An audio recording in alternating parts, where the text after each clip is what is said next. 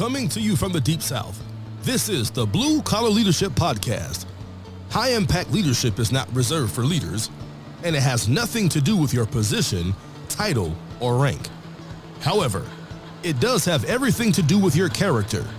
It's time to climb to the next level and beyond, personally and professionally. Now, let's start making it happen with your host, Mac Story.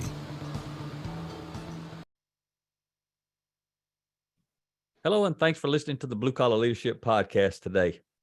So today I got a very special guest, and if you've been listening for a while, you know I'm doing my Blue Collar Leadership and Teamwork series at the moment. But I wanted to interrupt that series and bring on Mr. Bill Malach. He's the city administrator, or some cities call them city managers. I think they're the same thing. Bill will have to tell us in a minute, but he's from St. Peters, Missouri, and he leads a team of around 450 people up in St. Peters. It's right near St. Louis, and he's become a friend of mine. That's the way I see it anyway. So I want to go ahead and welcome Bill to the show right now. So welcome to the Blue Collar Leadership Podcast, Bill. Well, good morning, Mac, and thank you for having me on today.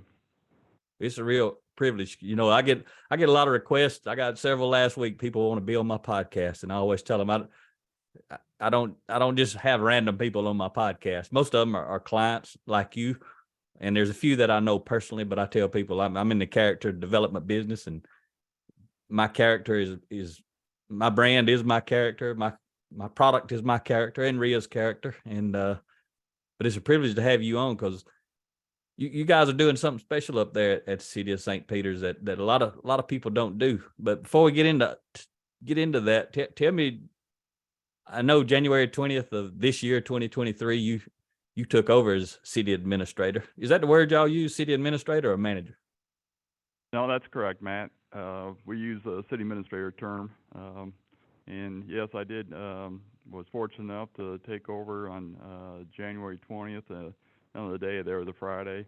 And we had an outgoing city administrator, Russ Batesville, and he's been a great mentor in my 24 years here at the city. So well, I've only been in this position just over a month now. Oh, you've been leading the way for a month from the top position. So what did you do before that, Bill? Well,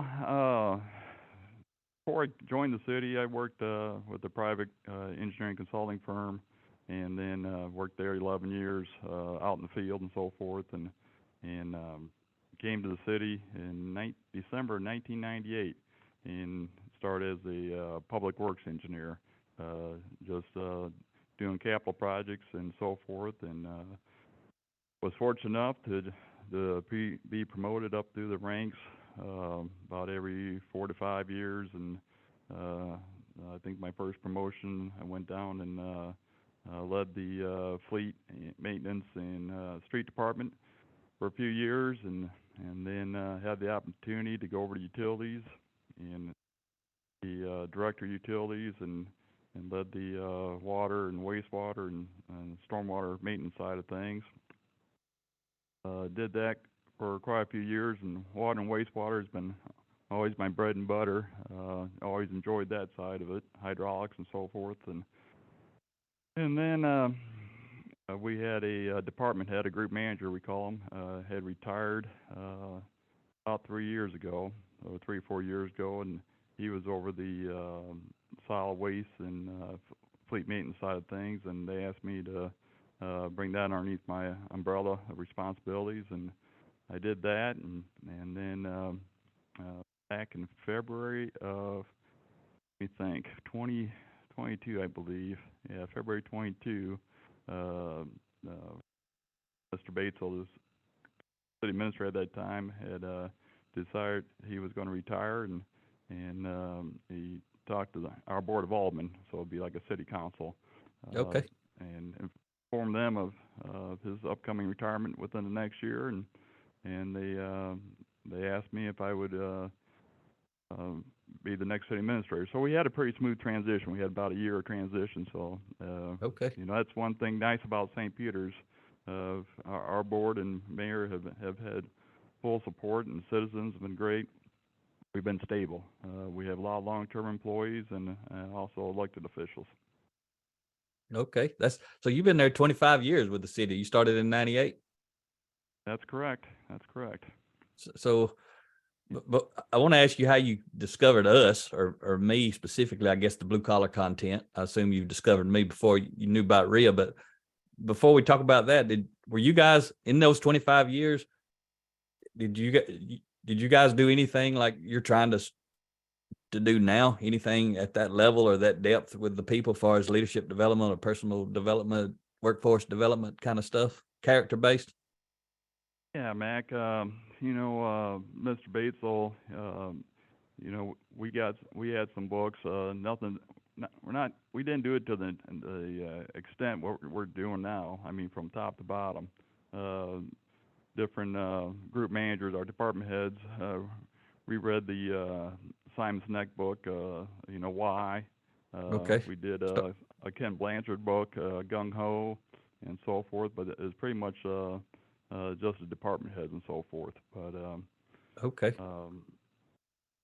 So you've discovered me.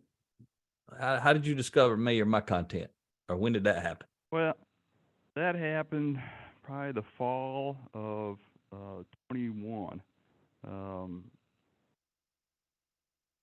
Okay. I was considering retirement myself, and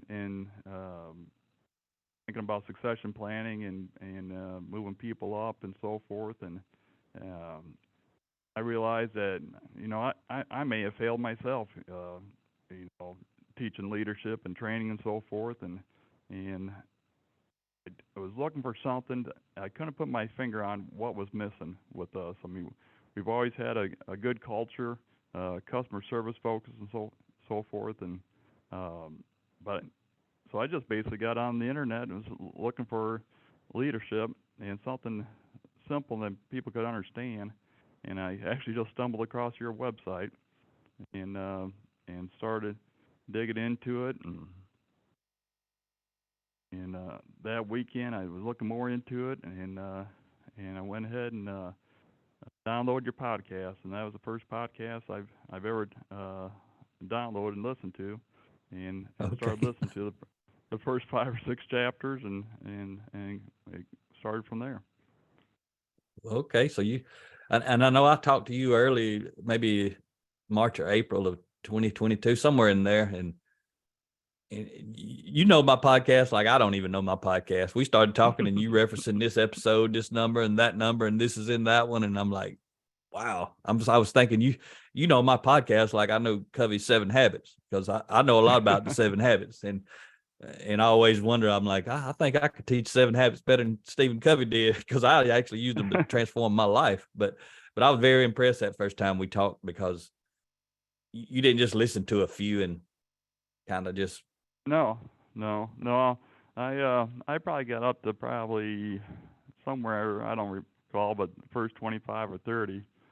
And I think I told you this first time I talked to you on the phone was that I wasn't for sure if you were real or not, because so is this guy into leading people, or is he into selling books? Because he kept on referring to the books, and we talked and so forth, and then I think my next step was I shared it with 5 or 6 folks up and down the organization, some frontline folks and some of my peers, and I also shared it with the city administrator at that time, Russ Batesel, and I shared the podcast, and then Russ was always a book person, so I ordered him a book and shared it with him, and I got back with him about 2 or 3 weeks, and I got some pretty positive response. And that time, I didn't know I was going to be city administrator, so I was just working out my own utilities and solid waste folks. Yeah. Okay. Yeah. What book was that? You remember which book you gave me? Yeah, it was the first one, the Front Leading Lines? from Front Lines. Okay, Mm-hmm. the one for the entry level workforce. Okay. Right. I think I had listened to I think the podcast, and I think you had mentioned about the blue collar and so forth, and we got a mix of blue collar and white collar folks, and I think is Fairfax, Virginia stormwater folks. You had a person comment out there saying, "Mac, I love the books, but can you do something for the white collar? And what I realized today, and you said the same thing back, whenever you did that podcast, it's the same principles. You just apply the principles, and you tweak the book a little bit and change the cover and met that need. But it's true. I mean, these principles, it doesn't matter what color, white, blue, brown, whatever you're wearing, it is how you apply the principles. Yep, I had someone this morning message me, and actually, maybe they listened to this podcast, but he's the leader in the New York City Fire Department. And he sent me a message, and he's wanting to know if I could refer something to, and I'm not clear on his question. I had to get some answer. I'm still waiting on that answer, but he was asking me if I had something specifically for blue collar ethics, and I did reply and say, as far as I know, as I'm concerned, ethics is just based about making decisions and behaving in ways based on moral principles. Every single thing I share is blue collar ethics, but it's also white collar ethics, and like you said, everything else, because they're just principles that apply to people. So that's pretty cool. This is going to be interesting for your team, because I know a lot of them listen to the podcast, so they'll kind of hear some of the backstory of how you come about doing what you're doing and why and that sort of stuff. So you fast forward up to November of 2022,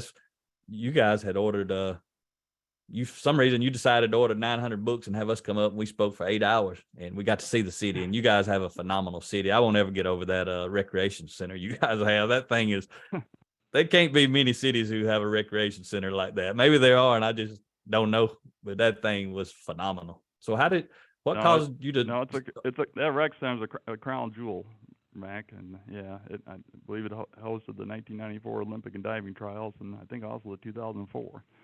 Wow. US, so. And I know you shared with me. Go ahead. No, I was just going to say, so I was getting some positive feedback and so forth, and then about the same time, about January of 22, I had a employee that was basically traveling down the wrong path, and what that kind of means, he was needed some improvement, and he was going down the escalated disciplinary path. And, okay. I shared with him your podcast, and he's been on your podcast, and he's told us the same story. Josh Davis.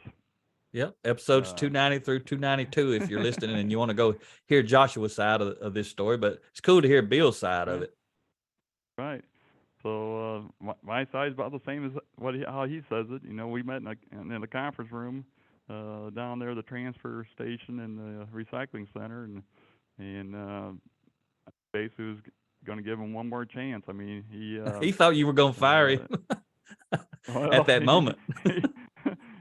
He had about one left, and okay. And we were just following the disciplinary policy and applying it, and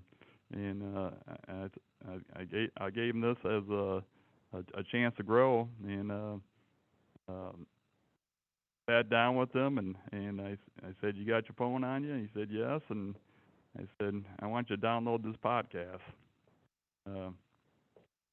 He did, and we listened to the first episode, and I said, "You know what?" I said, "I think this can do you some good. It's doing me some good, and it's helped some other folks here in the city."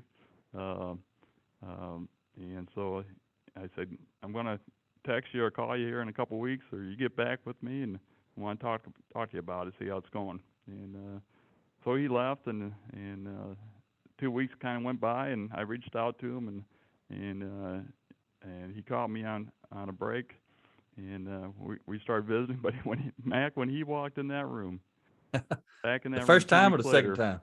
Okay, 2 weeks later. The second time. Yeah, 2 weeks later, the second time he walked back in that room, he in addition to his phone, obviously, he had a stack of books. Wow. And he had Stephen Covey's 7 Habits with him, and those books weren't crisp and clean anymore. He had tags and highlighters and marked and pages bent and folded over, and he said it started changing his life. And wow. And that's when I knew that this program was something special, and I was so happy for him, and he didn't stop, and he hasn't stopped yet, and No, he ain't he stopped. continued. Yeah, He hit some he potholes. flipped. Yeah, We all he go to flipped hit the coin. potholes. Yeah. Oh yeah, we do. We slip down that hill every now and then. We get back up and keep going. But Yep. he's the one now that maybe back 2 years ago I was trying to motivate him, but he's the one motivating me, and a lot of people here in the city are motivating me every day. And so that, and listen to the episode about the story about the 5 frogs sitting on a log. Oh yeah. Make a decision. Just because you made a decision to do something, you haven't done anything unless you actually pull the trigger. So I think that was about the time, a little bit after that, the board had decided that I'd be the next city administrator and started going through the transition period. And I talked to Mr. Batesel, the former city administrator, or the city administrator at the time, and he said, "When are you going to do it for the city?" Because I said I want to do this for my group at the time, which was utilities and recycling and solid waste collection and fleet, and so I had to figure out what to do. And I think that's when we probably had our second call and started scoping out how to do this for 450 some employees. Yeah. And so that's when I think we ordered up the 900 books and scheduled you and Rhea for a day or so up here. I think we did 2 days, but and spread out 7 or 8 different sessions, so everybody Yep. had the opportunity to sit in. And then same time, I wanted this to be a grassroots effort. I didn't want to have it be top down. I wanted to make sure the people on the front lines bought in. It was their idea, and boy, did they ever buy in. And they picked the ball up and ran with it. Our communications department, Lisa Beatty and Dave Foltz and those folks, and they started doing what they do best, and that was branding and so forth, and got everything set up, and I think we had you up out the first part of November 1st to the 3rd or something like that, of 2022.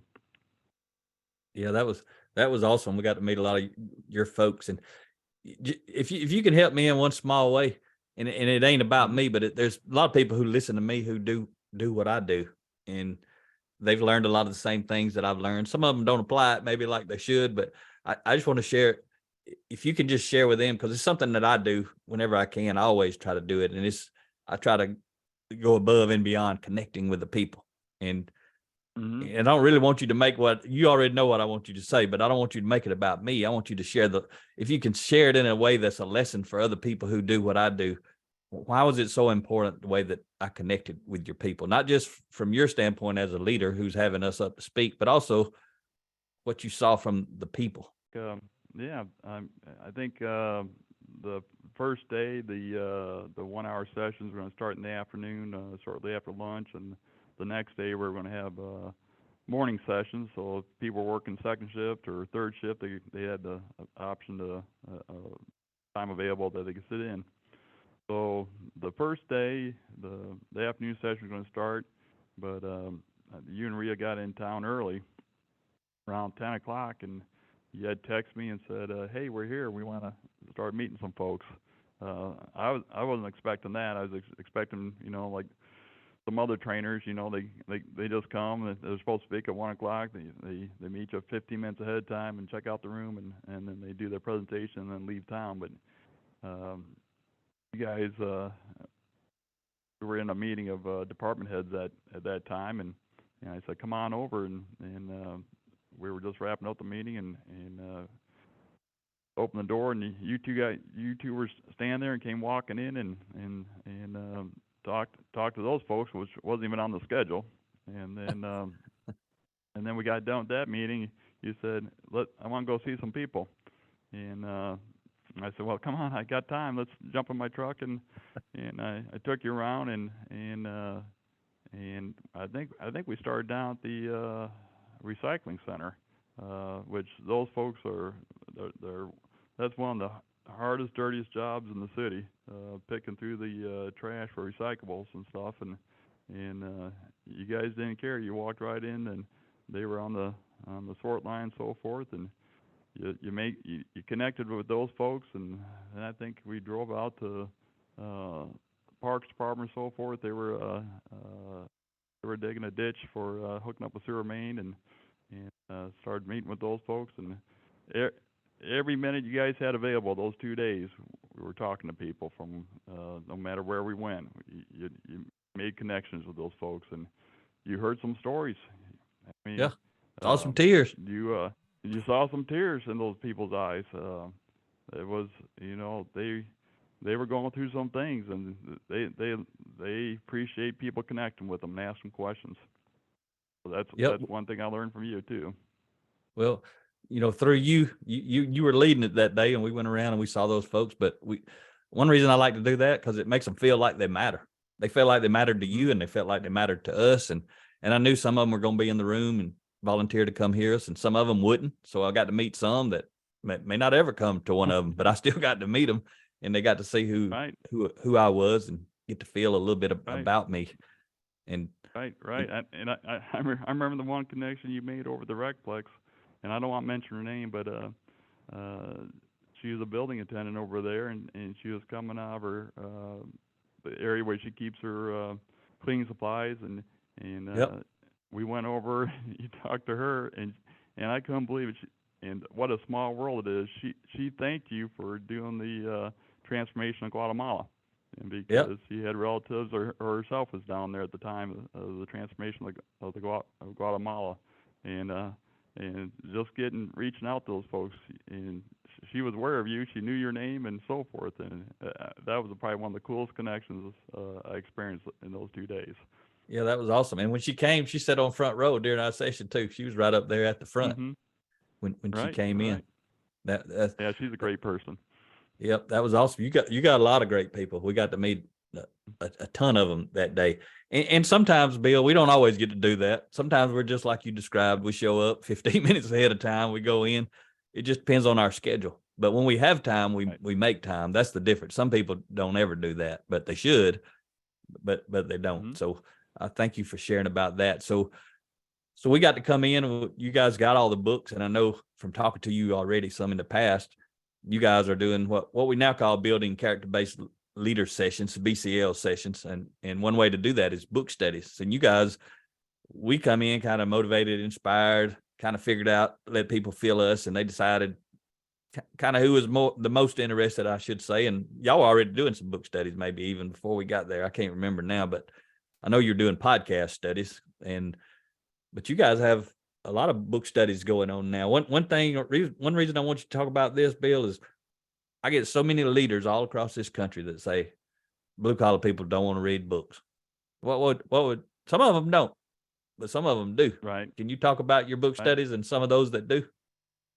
Yeah, we right now I think we're up to about around 10 different locations, 10 different facilities within the city that are doing BCL, building character leadership book sessions. We just call them sessions. Sometimes we slip up and say studies, but what's nice about it, there's no prep, there's no homework, there's nothing. It's 15 minutes. There's 12 sessions over 10 facilities, different times throughout the day, different days through the week. And right now, most of them are doing the Leading from the Front Lines book. Matter of fact, the recycling team down at our transfer recycling center, they just finished up the Leading from the Front Line book. And I think they're going over to the 30 Traits of High Impact Players. So most That's of them are doing, Jim, right? Most of them are doing. Yep, that is Jim McEwen, and he's on fire down there. He's really doing a great job down there facilitating that session down there. And then and the group managers, those are the ones that report directly to me. There's 6 of them. um, Bert Benesick, one of the group managers, he's facilitating a book, the 5 components for building high performance teams. Okay, the culture and, book, cultural transformation. Yeah, cultural transformation book. So we're doing that once a week. We meet on Wednesday mornings, and we do that one about 15 minutes, and then we take a little break, and then we do our normal weekly staff meeting. Okay, And then on go ahead. Saturdays, and then on the third Saturday, we're kind of following Jason Denham's lead down there at Kilgore Industries, and we're doing a 1-hour session on Saturday mornings on Zoom. People can volunteer the third Saturday of the month, and we're doing the 30 traits of high impact players. And then the one I'm doing the podcast series on at the moment. Yep. That's correct. That's correct. We're doing that one. We started that one in January 21st, and then we just had one here in February. And tomorrow we're going to kick off another one, the 10 values of high impact leaders, and we're doing that with our MOT group. That's all the directors. There's about 20 or so folks in that one. They're all department heads. So okay, you doing that in video or in person, Bill? No, we'll be doing that one in person. Okay. And so that's that we meet once a month, and we're gonna start covering that one. So we're doing a drip, Mac. You guys are doing it good. Y'all are outstanding. Yeah. I mean, that's phenomenal what you're doing. So let me back up to Jim. Jim sent me a picture of his team. They were all, I don't even know if you knew he did this, but somebody took a picture of Jim and 4 or 5 people that were finishing up the Blue Collar Leadership Leading from the Front Lines book study.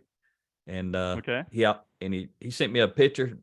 He sent me that picture, and he sent me a text and told me they were about to start the teamwork book. And I asked him if he cared if I shared that on social media, because it's inspirational. Just like you coming on this podcast, you're helping me, and I don't care if I ever get the business, but I do care if people do what you're talking about doing with somebody. I don't care who they do it with or whose content they use. The point is that they do it. And that's what I asked him, could I share that? And he said, yeah, man, share it. He said they're going to write some kind of article on it. I think you guys in the maybe communications team, they're, like you said, they're on fire. So I just can't remember those. And I didn't ask him at the time, but is Jim a formal authority leader, or he's just a team member that's gung ho about this? On the, how we talk about organizational charts and leadership charts, Yep. Yeah, he is a equipment operator. He runs the compactor, the baler down there at the recycling center. Yep. And runs a forklift and a bobcat skid steer, and he empties out the recyclables and dumpsters and drops them on a conveyor line, and then he gets runs the baler. And it's an important job. That facility couldn't run without somebody in that position or all the other positions. Everybody's got an important role. But Jim facilitates that BCL session. No, he's not a formal authority leader. That's awesome. But he definitely is a leader. There ain't no doubt about it. So I'm glad you shared that piece, because the reason I wanted to clarify that, because I mean, you doing the BCL sessions using books, to do the book studies, but the reason, just for the audience, we call them, Maria and I call these building character-based leaders session, is you can do them with a book in the form of a book study. You can do them with a podcast like you guys did, called it Story Time. You can listen to a podcast and stop, talk about it and that kind of stuff. And that's still a BCL session, or someone could listen to an audio book or watch videos. There's all kind of ways to do those sessions. A book study is just, one of the ways, but people don't get excited about book studies. But when they understand what a BCL session is, they might get a little more excited. But the reason I wanted you to share that as you did is for people to know anybody can lead these sessions. Like, it could be you, and you do lead some, and some of your other formal authority leaders do it, but also someone like Jim, who's just gung ho, who is a high impact leader on the front lines. They can do it too. Anybody can do it. Yeah, I agree, Mac, because now that I think of it and think of those 12 different sessions that happen every week. Most of the sessions are being facilitated from folks from the front line. And That's outstanding. That's what's so. I mean, that's what's so cool about it. And we're doing different medias. I mean, they'll listen to podcasts, or they'll use a book, or like on our third Saturday one, we just play the Audible. We do cover 3 chapters each third Saturday. But Yep. yeah, and you know, I need this because myself, as I grow, and the biggest jumps in growth I get is attending BCL sessions that our frontline folks are leading, and they may not know that I'm coming.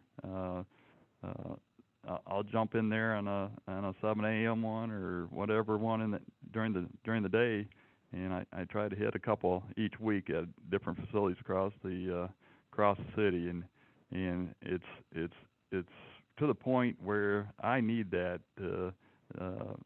Where I get so much out of it, and I make sure I sit back and let them comment first and hear what they get out of it, and like any other BCL session, someone may get something out of it different than what you get out of it, and it's neat to hear those things, and I'm glad they're doing this and going through it. And we also sent out we rebranded, or Lisa's group branded, of Lead the Way St. Peter's. And, Yeah. they set up a website and do a newsletter, and we send out an email, and it's all about personal growth and development, and we focus on the personal growth. I mean, the city of St. Peter's has been so great on customer service, and we'll continue that. But remember that, I don't know if it was Kurt Cathy or Jimmy Collins with Chick-fil-A said, you know, people think they're in the chicken business, but they're in the people development business, and that strung a chord with me, and said, you know what, we're in the customer service business, but we also need to be in the personal development business, people business. So Yep. And you guys are doing it. I mean, it's phenomenal what you're doing. Just for my audience, I just want to say real quick, anybody who's listening to this, you can go check out my episode 305, and it's where I talk about one method of doing a BCL session, which is the book study. So go check out 305. It's 30-minute lesson on how to facilitate a high impact, highly effective book study like Bill's talking about. And I know Jim listened to that many times, so I know that's where he learned to do it. I even shared that in the plug I put on LinkedIn and some of my other platforms. So Bill, you doing a phenomenal job as a leader. Not talking about a manager. I know you got to do all the managing work too, and that's that might be the easier part than this leadership stuff. But we've been talking about all the good stuff, but I got a couple of questions. You can answer whichever one you want it first. But I want to ask you, like, what's been your greatest surprise since you've been doing this, and what's been the greatest challenge since you've been doing this? When I say been doing it, I mean since you really got gung ho rolling it out company-wide or city-wide. well, I mean, if I've had a lot of good surprises, the biggest surprise is the number of people that have bought in. And not only the folks that are working outside and the physical labor, but the number of folks that are, you know, working in offices or in the office areas, whether they're in the HR department or finance or other departments, communications, our departments in the city. I mean, I think I looked at one time. It keeps growing, and I think it's almost a 50-50 split of Wow, whether they're that's white awesome. collar or blue collar, right? I mean, we have BCL sessions up here in City Hall. They meet in a lounge area and go over that, or I'll be down in the Parks Department, Street Department, and they're meeting before they hit the road and so forth. But and the way it's growing too. What's interesting too, I had one department that it started out kind of small because people, you know, whether it was courage or not, or you know, resistance, they started out small, maybe a couple supervisors and a frontline person, and now I got 2 or 3 more frontline folks in there, and it's starting to grow in that department, which is positive Yeah, result. Um, that's outstanding. yeah, probably the biggest challenge is it's not not everybody's bought in, and it's that resistance to change, but you can't improve without change, right? That's So right. now we've been into it now, right? And so we've been into it probably hot and heavy, probably December 22, January of this year, and people are seeing, people jumping ahead of them on the leadership side of things, and they're getting a little nervous there, right? They're used to managing and supervising, and they're not used to seeing supervisors on the front line, push them to the side and say, no, let me work this, next to you. And, what are these supervisors doing here working with us? And other supervisors are kind of concerned, like, wait a second, why are you doing that? You should be, managing these people. That you don't have to be working. It's like, no, we all work, we all lead, and I got several stories of that, but share sometime. And really what you're talking about there, Bill, when a high impact leader does what you're talking about, a low impact leader goes out and does the work. A lot of times it's because they don't know nothing else to do and they want to look good. So they go do some work because that's where they come from most of the time. But when the high impact leaders, people who are understanding what we're talking about today on this podcast and what I'm always talking about on my podcast, those people, like if I was on your team and I go out and work with the folks, it really ain't about the work I'm doing. I'm going out and building relationships with people. And I don't want to just stand there and watch them work. I'm going to work with them and they're going to see me in a different way and I'm going to build trust, but it's really about building relationships. Is that what you see happening? Those ones who actually go out and work with them, are they strengthening relationships with the people when they do that? They're definitely building relationships. And after those relationships are built, that trust holds right in there. And then you hear from the frontline folks that, hey, how about we try this different or do this different, and then that just feeds off the supervisors, and because those folks know how to be, how to improve systems and processes and procedures, but no one's ever asked them, Yeah. or they may have asked them, but they may not have been comfortable enough to trust them, and working side by side with them and doing that. I've seen one department that's really caught on fire and not only improved efficiencies and productivity and so forth, they greatly improved morale. So it's been awesome. That's been a great result. And heck, we've only been in it for about 3 or 4 months. Yeah, you guys are, y'all are a case study in how to go do this. And all you're doing is you getting involved. What you got to do as the top leader, you can't make this happen without getting involved, and you're doing that, and you're allowing other people to get involved. You're allowing them to have time to go do all these things, which actually is going slow to go fast. Yeah, you're taking away some time from whatever it is they're supposed to be doing, but this is going to accelerate how much they actually do when they're doing what they do. You agree with that? Oh, I definitely agree. And I've had another a city near us kind of asked us what we were doing, and trying to, you mentioned to me one time that, obviously it's not about us, but it starts with us, and this can grow into the outside the community and other cities and so forth. And at that time, Mac, I was more or less just focused on my group or our city. But that is so true. And another city was looking at it, and they asked me about the ROI, the return on investment, and I just kind of laughed. I'm like, well, we don't really measure the return on investment on building people's lives and personal growth and development, but it's definitely there because you have cut down your turnover and everything else, and people are happy to work for the city and so forth, and that just the word of mouth is tremendous. Yep. So that's good stuff. So how is you heard me speak on my podcast and then when I was in the room up there speaking to you guys about the Great Divide. Have you seen that happen? You know, people who are for it and people who are against it. Have you noticed since you guys really got gung ho? Have you?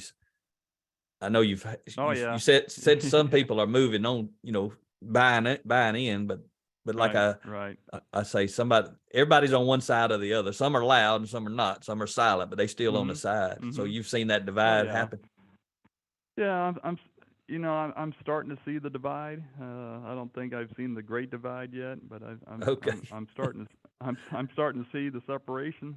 And some folks are deciding to, you know, that aren't buying in or deciding to go somewhere else or maybe retire or so forth. But it's that's fine. I'm happy for them. You know,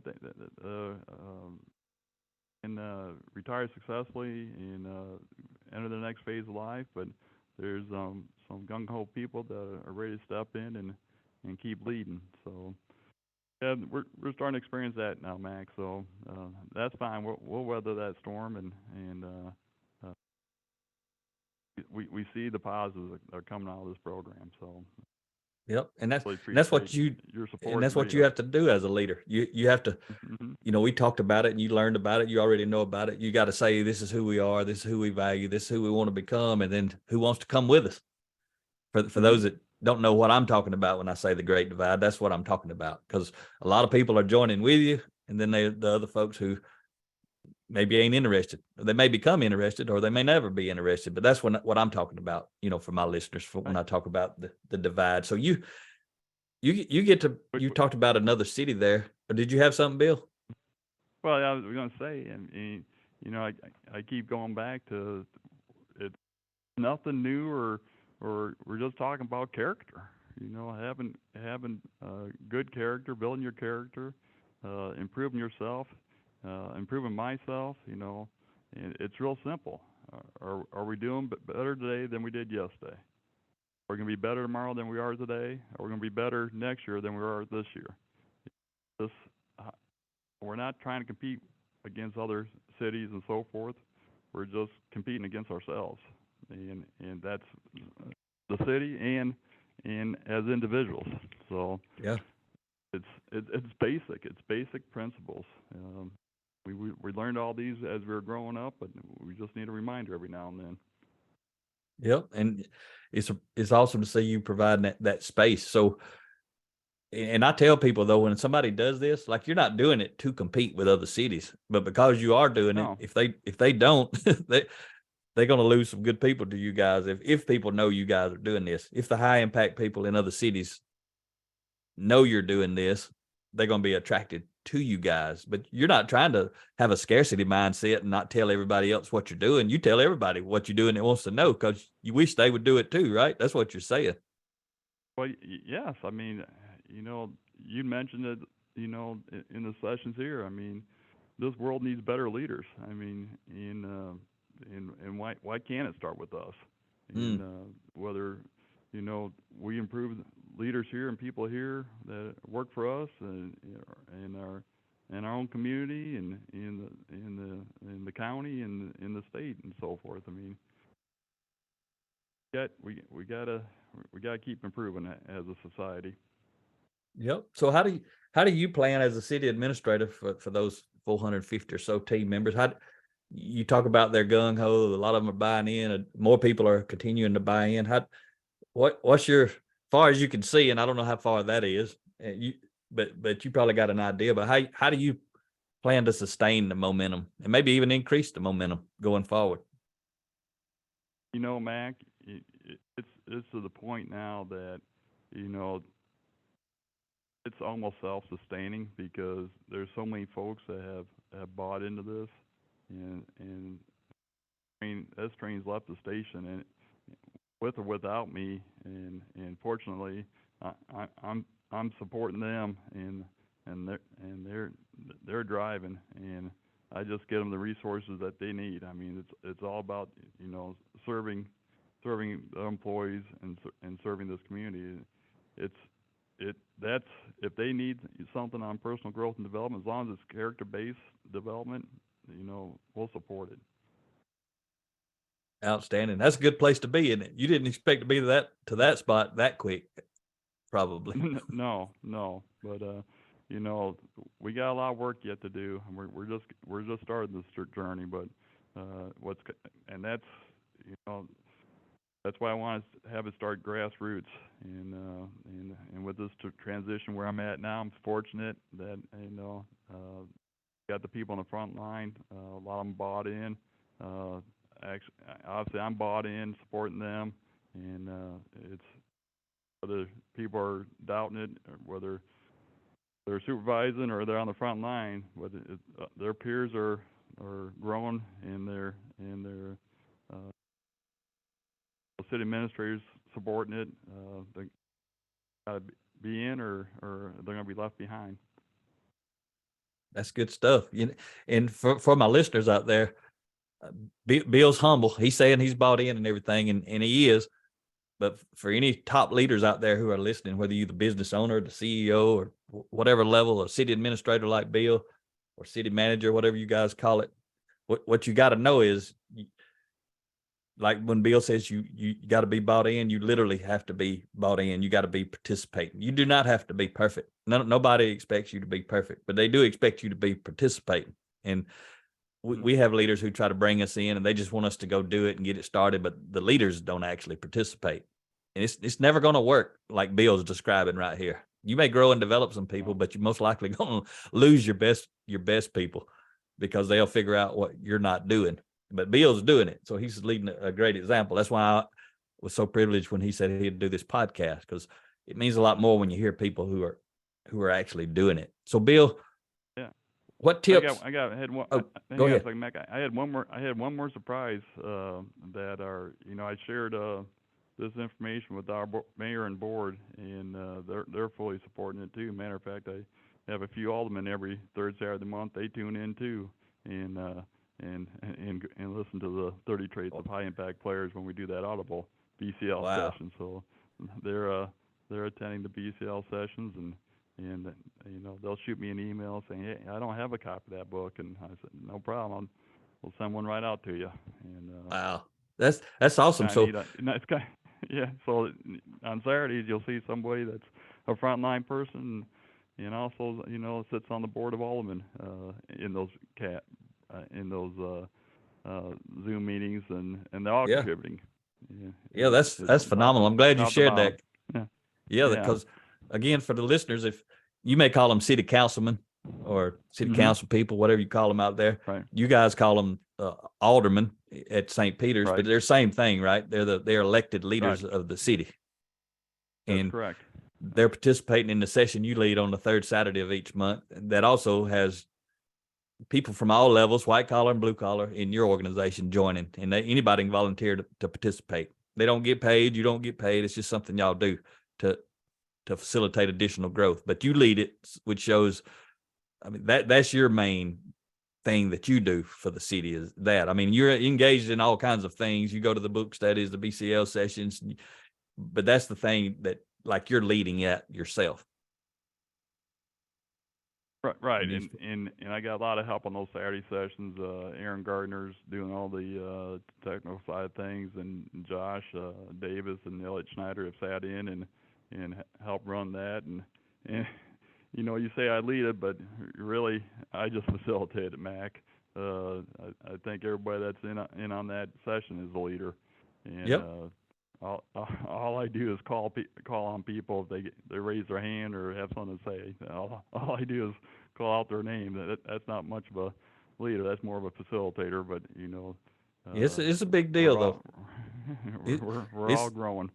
It's a big deal. Like we talk about Joshua, and the people who may be listening to this podcast for the first time, you heard us talk about, Bill talked about Joshua. He was the one that was close to getting terminated. And if you don't know, hadn't listened to Joshua's episode or whatever, I just want to point out Joshua drives a trash truck. I mean, that's what he was doing at that time, and I guess maybe he still does. I ain't really sure. He had some injuries he's been dealing with, but so he's been on light duty kind of things. But anyway, Joshua's been on some modified assignments. Yep, and like you said on that Saturday call, I've seen him the first one I was on, he was sitting at the table. So Aaron's beside you, Josh, the trash truck driver's across the table from you, and you're the city administrator, and you got all these people. And that's what you said, Bill, is so powerful because you guys are just doing it together. What makes it powerful for you is you're just humble. You're doing it with them. You're not trying to do it to them. So I guess this last question for you before we wrap up this episode is what tips would you have for any top leader who's just heard this podcast? Maybe they've never done anything yet, ever. But for whatever reason they heard this podcast, they could be a city administrator like you, or they could be a CEO, or they could be a business owner. What tip would you have them for what should they do? Well, if they're like me and want to try to evaluate things and explore things and debate self on whether it's right or not, just do it. Just do it. It's so simple. Weather the storm. Think about the quote that you can't improve without change. Some people don't like change, but you can't improve without change. And if you don't take action, nothing will happen. And there's so infinite improvements that are being made and so forth. And I go back to think about where we're at as a society these days, and whether it's this country or the world, that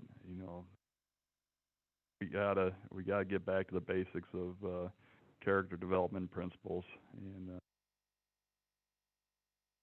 this program we're going through, and it doesn't have to be blue collar leadership. It's just something that building character-based leaders and helping those others be successful. And it's not about me. It's not about us. But it's got to start with somebody. And why not you? Yeah. That's what finally got me going. And I tell people, I've told this to several people. I graduated from college in '88. I wish I'd started this in '88 and so much farther ahead as a person, not in an organization or anything, but as a person. And I would have had probably a lot easier life. But yeah, we all would, wouldn't we? Right. Yeah. Would have made better decisions both personally and professionally.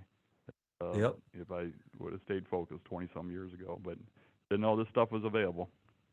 Yep, that's good stuff. So I want to share with everybody listening.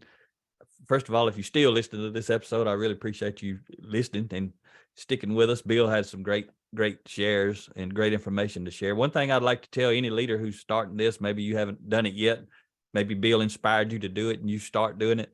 There are going to be people who resist. There's going to be people, I already know it, everywhere I go, people that don't like me. They say they don't like me, they don't like my content. But if you're a formal authority leader, you got somebody on your team telling you that kind of stuff, you can say, okay, what do you suggest? Most time they ain't going to have an answer because they don't want to suggest nothing because they don't know nothing. They just don't want you to do anything. So it ain't nothing against me most of the time personally, which is what I know. Because if they value character-based development, that's all I'm giving somebody is character-based development. So if they value that, they can go pick out 50 other people who do the same thing and they're still learning the same exact thing. And so just to you leaders out there, that's just something to consider. If when somebody's being resistant, ask them, if they say, I don't like that book, say, what book do you like? Bring it to me. Let's talk about it. Most of the time they ain't got any because they ain't reading any books. They ain't doing anything else. So Bill, thank you very much for participating. I know you've motivated and inspired the Blue Collar Leadership Podcast Network. So thank you, sir. You got any closing statement or anything?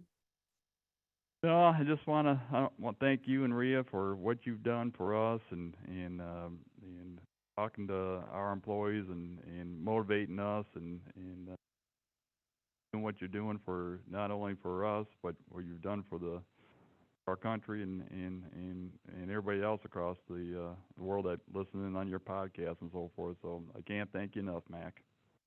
All right, Bill. Well, I sure do appreciate you taking the time. I know you're a busy man, and one thing I want you to do is keep climbing with the intent of helping others climb. So we'll go ahead and wrap up this episode, and I thank everyone for listening. Talk to you next time.